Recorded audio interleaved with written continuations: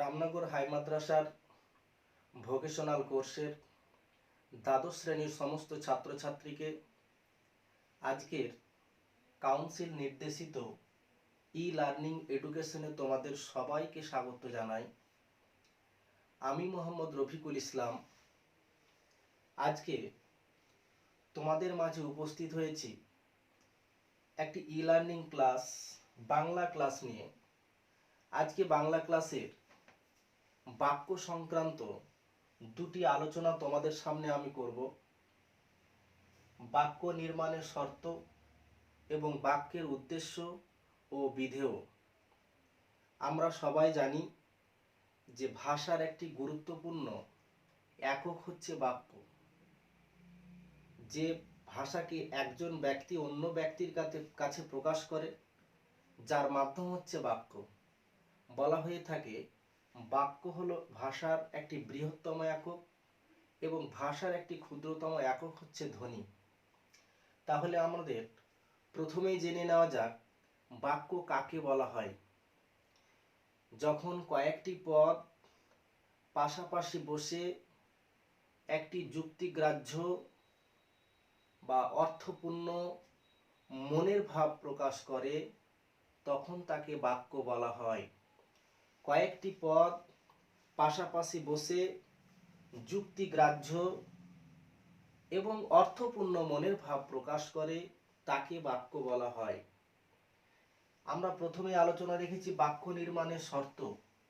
তাহলে সংজ্ঞার মধ্যে এই কথাটি আছে যে যুক্তিগ্রাহ্য, অর্থাৎ একটা বাক্যকে যদি বাক্য প্রতিপন্ন করতে হয়, বাক্য হিসেবে যদি তাকে স্বীকৃতি দিতে হয়, তাহলে সেই বাক্যটির অর্থ হবে বাস্তবসম্মত, যুক্তি নির্ভর, তাহলে সেটা বাক্য হবে। তাহলে নিশ্চিত আমরা বুঝতে পারছি যে পাশাপাশি কয়েকটা পদ বসলেই যে বাক্য হয় তা হয় না। পাশাপাশি বসে থাকা পদগুলির একটি যুক্তিসঙ্গত, অর্থপূর্ণ, তাৎপর্যপূর্ণ মনোভাব প্রকাশ করবে, তাকেই বলা হবে বাক্য। তাহলে তোমাদের পরীক্ষায় এসে থাকে যে বাক্য নির্মাণের শর্তগুলি কি কি, আলোচনা করো। তাহলে প্রথম যে প্রশ্ন বাক্য নির্মাণের শর্ত, এই প্রশ্নটি আমি রাখছি যে বাক্য নির্মাণের শর্তগুলো কি কি, আলোচনা করো। তাহলে প্রথমে আমরা যেতে পারি যে বাক্য নির্মাণের শর্ত হলো তিনটি। যথা 1 নম্বর, বাক্য নির্মাণের শর্ত হচ্ছে তিনটি শর্ত যদি পূর্ণ করে তাহলে পদসমষ্টি বাক্য বলে প্রতিপন্ন হবে। 1, যোগ্যতা। বাক্যের কি থাকতে হবে? যোগ্যতা থাকতে হবে। আমরা আলোচনায় আসব। 1 হবে যোগ্যতা, বাক্যের যোগ্যতা থাকতে হবে, তাহলে সেটা বাক্য হবে।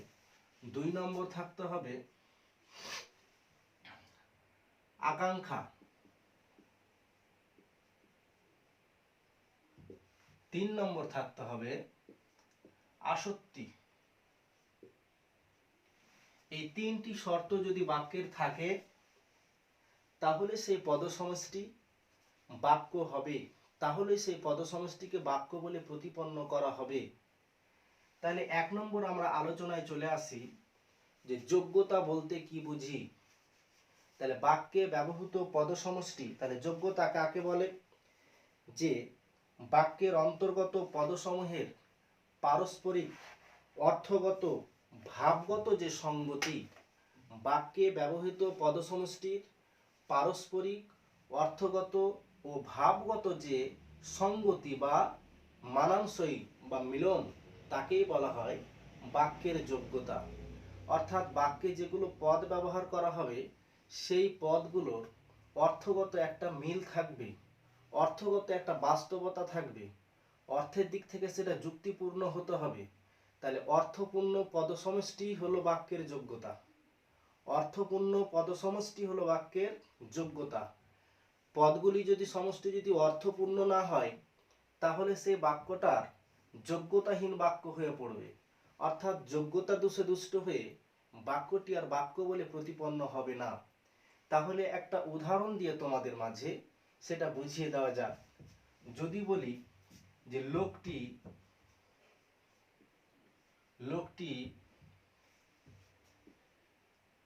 হাটে বাজার করছে, লোকটি হাটে বাজার করছে, বক্তা কোন শ্রোতার উদ্দেশ্যে যদি এই বাক্যটি বলে যে লোকটি হাটে বাজার করছে, তাহলে শ্রোতা নিশ্চিতভাবে অর্থগতভাবে নিশ্চিত হতে পারবে যে লোকটা নিশ্চয় হাটে গিয়ে বাজার করছে। এটা বাস্তব, একটা লোক হাটে বাজার করতে পারে। কিন্তু যদি বলি যে ছাগলটি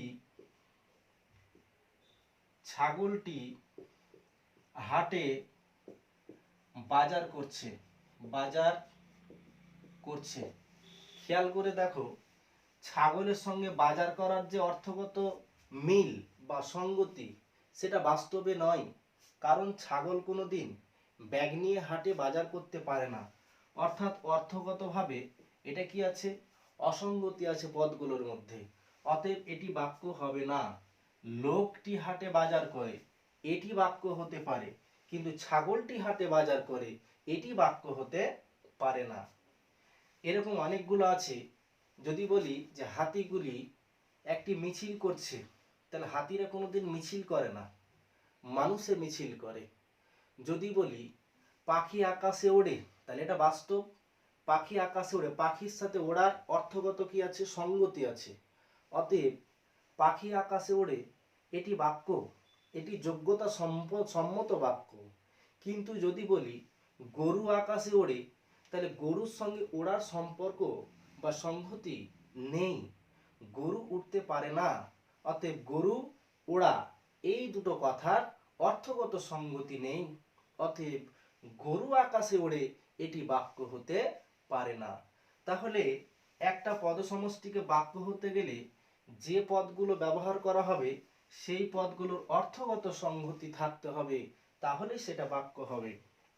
এবার আমরা চলে যাব 2 নম্বরে, আকাঙ্ক্ষা। আকাঙ্ক্ষা বলতে কি বুঝি? 2 নম্বরে আমরা চলে যাব যে আকাঙ্ক্ষা বলতে কি বোঝা হয়। তাহলে আকাঙ্ক্ষা বলতে বোঝানো হয় যে পরিপূর্ণ অর্থ গ্রহণের জন্য বাক্যের এক পদের পর অপর পদ শোনার যে আগ্রহ, তাকেই বলা হয় আকাঙ্ক্ষা। একটা বাক্যের একটি পদ শোনার পর পরবর্তী পদ শোনার জন্য শ্রোতার যে আগ্রহ থাকে তাকে বলা হয় আকাঙ্ক্ষা বা চাহিদা। অর্থাৎ বাক্যের কিছুটা অংশ বলে দেওয়ার পর বাকি অংশ যে শোনার জন্য যদি শ্রোতা আকাঙ্ক্ষা করে বা যদি চেয়ে থাকে, তাহলে সেটা হবে বাক্যের আকাঙ্ক্ষা। অর্থাৎ অসম্পূর্ণ বাক্য, যদি কোনো বাক্যের ক্রিয়াপদটি অসমাপিকা ক্রিয়া দিয়ে শেষ হয়, তাহলে সেটা আকাঙ্ক্ষা যুক্ত বাক্য হয়ে যাবে। তাহলে কোনো বাক্যের যদি আকাঙ্ক্ষা থাকে তাহলে সেটা বাক্য হবে না। আকাঙ্ক্ষার কি করতে হবে? নিবৃত্তি করতে হবে, আকাঙ্ক্ষাকে মেটাতে হবে। শ্রোতার যে জানবার চাহিদা সে যতক্ষণ পর্যন্ত পরিপূর্ণভাবে না জানতে পারছে ততক্ষণ পর্যন্ত সেই পদ সমষ্টি বাক্য হতে পারে না। যদি উদাহরণ দিয়ে বোঝানো হয় যে আমি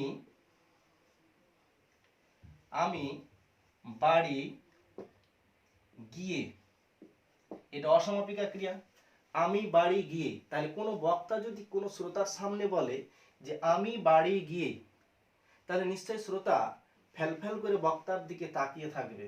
অতএব এটি বাক্য বলে প্রতিপন্ন হবে না, কারণ এই বাক্যের মধ্যে আকাঙ্ক্ষার চরিতার্থ হয়নি, আকাঙ্ক্ষার নিবৃত্তি হয়নি। কিন্তু যদি এটাকে বলে যে আমি বাড়ি যাব, তাহলে কিন্তু কোনো দোষের নয়, তাহলে সেটা কি হয়ে যাবে? বাক্য হয়ে যাবে। যদি বলে যে আমি বাড়ি যাব, তাহলে সেটা বাক্য হয়ে যাবে। যদি বলে যে তুমি এলে, তাহলে সেটা বাক্য নয়, কারণ অসমাপিকা ক্রিয়া দিয়ে শেষ হয়েছে।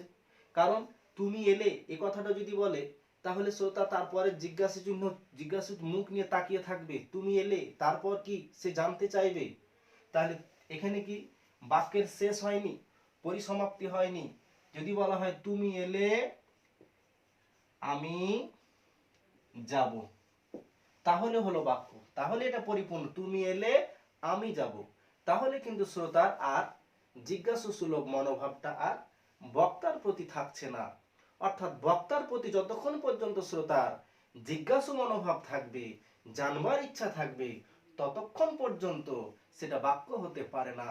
সে বাক্যটা কিসের দোষে দুষ্ট হয়ে পড়বে? আকাঙ্ক্ষার দোষে দুষ্ট হয়ে পড়বে। অর্থাৎ আকাঙ্ক্ষার নিবৃত্তি করতে বক্তা পারেনি। তাহলে বক্তা যতক্ষণ পর্যন্ত কোনো পদসমষ্টির দ্বারা শ্রোতার আকাঙ্ক্ষা পূর্ণ করতে না পারে, ততক্ষণ পর্যন্ত ওই বাক্যটা আকাঙ্ক্ষাহীনতার জন্য বাক্য হতে পারে না। তাহলে এটা তোমরা নিশ্চয়ই বুঝতে পারলে যে আকাঙ্ক্ষা কি। এবার আমরা চলে যাব আসক্তি। 3 নম্বরে বাক্যের শর্ত হচ্ছে আসক্তি। তাহলে আসক্তি কি? বাক্যে ব্যবহৃত পদসমষ্টি যথাস্থানে ব্যবহারের যে পদ্ধতি তাকে বলা হয় আসক্তি। বাক্যের মধ্যে যে পদসমষ্টিগুলি পর্যায়ক্রমিকভাবে যথাস্থানে ব্যবহার করা হয় সেটাই হচ্ছে আসক্তি। অর্থাৎ অনেকগুলো পদ সাজানো গুছানো ভাবে পর্যায়ক্রমিকভাবে বসানো হচ্ছে আসক্তি। অর্থাৎ পদসমষ্টি সাজানো গুছানো বা সন্নিবেশিত যে অবস্থা তাকে বলা হয় বাক্যের আসক্তি। যদি বলা হয় যে ধরো বাবা বাবা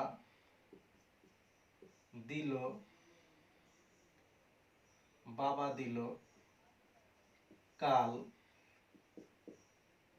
চিঠি একটি আমাকে।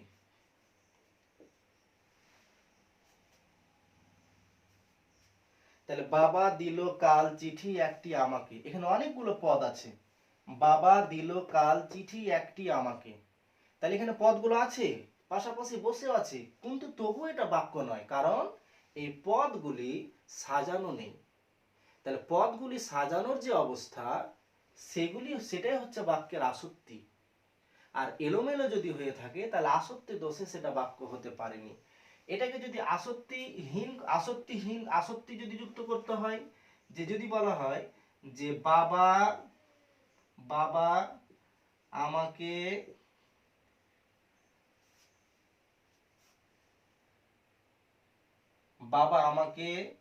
কাল একটি চিঠি দিল, ওই পদগুলি আমি কি করলাম? সাজিয়ে লিখলাম। তাহলে এটা হলো আসক্তিযুক্ত বাক্য।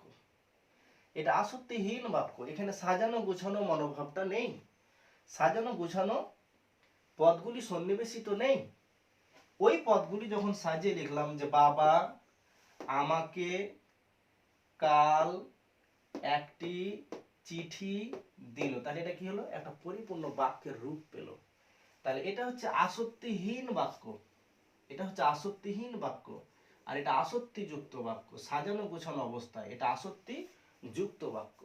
তাহলে পদসমষ্টি সাজানো বা সজ্জিত যে অবস্থা, অর্থগতভাবে সজ্জিত অবস্থা, তাকে বলা হয় বাক্যের আসক্তি। তাহলে এটা সজ্জিতভাবে আছে, এই জন্য বাক্যের অর্থটা পরিপূর্ণভাবে বোঝা যাচ্ছে। তাহলে একটা বাক্য হতে হবে যোগ্যতা, অর্থগত দিক থেকে বাস্তব হতে হবে। আকাঙ্ক্ষা, একটা বাক্য তখনই বাক্য হবে যখন শ্রোতার মনের চাহিদাকে পূরণ করতে পারবে। আসক্তি, বাক্যে ব্যবহৃত পদগুলি অর্থগতভাবে যখন সন্নিবেশিত থাকবে, অর্থাৎ সাজানো থাকবে। এই 3টি যদি শর্ত পূরণ করে তাহলে একটি বাক্য হবে। 3টি শর্তের মধ্যে যদি একটি শর্ত যদি পূর্ণ না হয়, একটি শর্তের যদি খামতি থাকে, তাহলে সেটা বাক্য হবে না।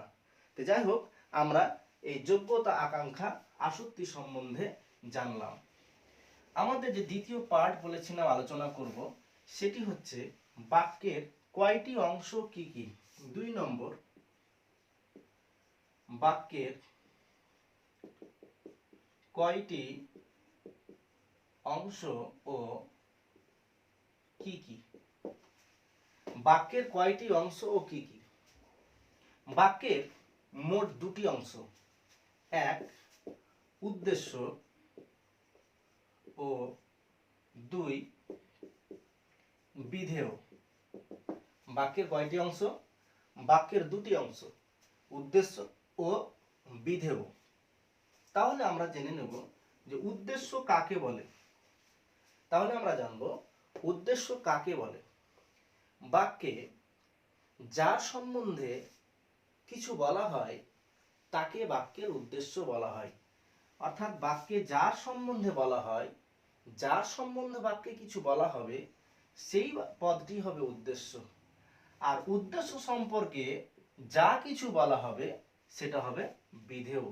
তাহলে বাক্যে যার সম্পর্কে কিছু বলা হবে সেটি হলো উদ্দেশ্য, আর উদ্দেশ্য সম্পর্কে যা কিছু বলা হবে সেটি হলো বিধেয়। যেমন উদাহরণ যদি ধরি, যে রবীন্দ্রনাথ ঠাকুর জাতীয় সঙ্গীত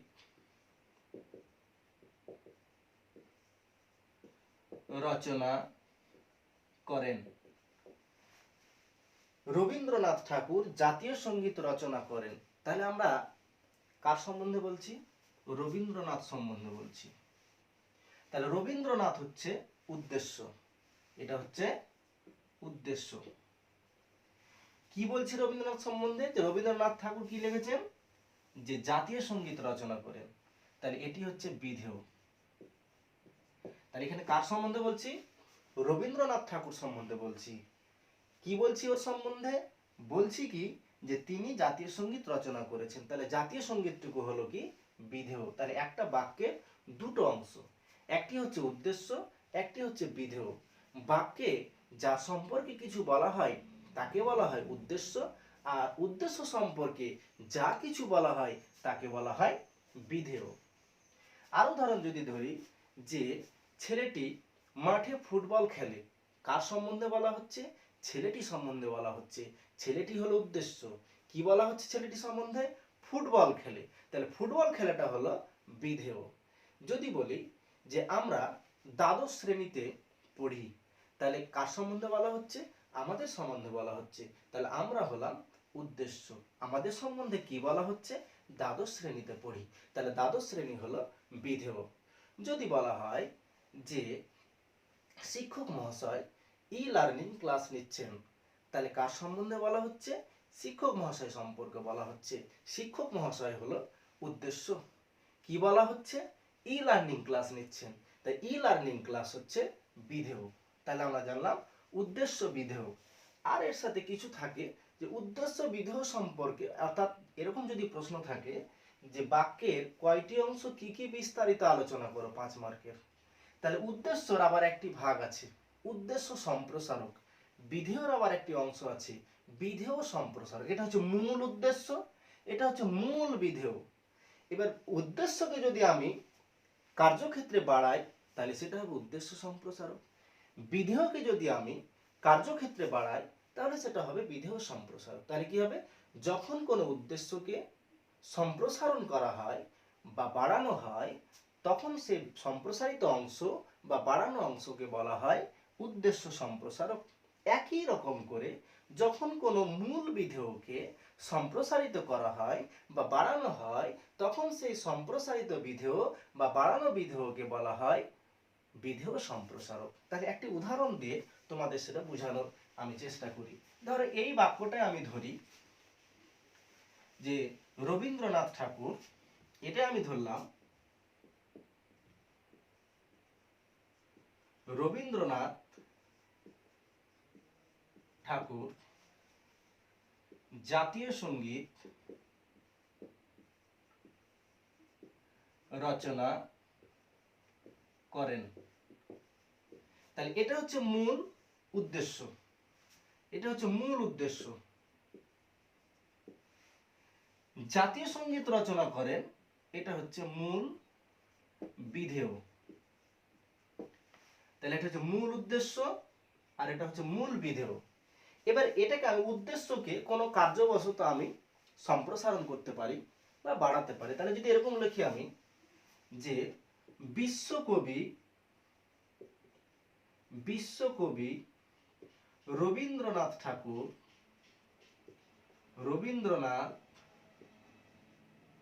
ঠাকুর তাহলে ছিল কি রবীন্দ্রনাথ ঠাকুর, আমি করলাম কি বিশ্বকবি রবীন্দ্রনাথ ঠাকুর। তাহলে ছিল রবীন্দ্রনাথ ঠাকুর মূল উদ্দেশ্যটুকু, আমি লিখলাম কি বিশ্বকবি রবীন্দ্রনাথ ঠাকুর। তাহলে এইটুকু আমি বাড়ালাম, তাহলে এইটুকু হচ্ছে উদ্দেশ্য সম্প্রসারক, এইটুকু হচ্ছে মূল উদ্দেশ্য, যেটুকু বাড়ালাম সেটা হচ্ছে উদ্দেশ্য সম্প্রসারক।